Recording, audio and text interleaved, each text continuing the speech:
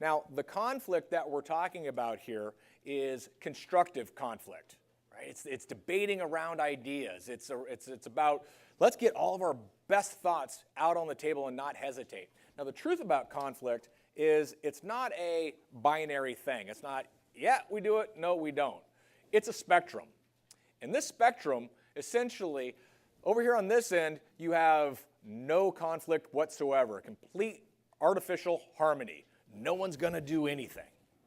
And on this end, you have all hell's breaking loose, right? You're calling names, you're backstabbing, really rough stuff. But there's a whole middle section here in the middle. Now, the reason that this work on teams is a little difficult is that a lot of people think that if we're in artificial harmony, if we start to get a little rougher with our conflict, a little more open with our conflict, that just means we're getting one step closer to hell.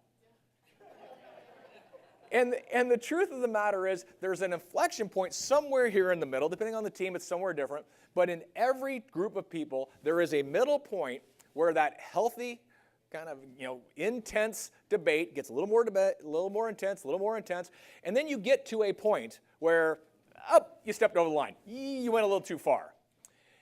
The beauty of this framework, if you've worked on that trust, if you go too far, you can say, I'm sorry. I mean, anybody who has a long, healthy relationship, marriage or otherwise, you've had situations where you stepped over the line. But because you have that trust, you're able to come back. And that's really the idea around conflict in this scenario.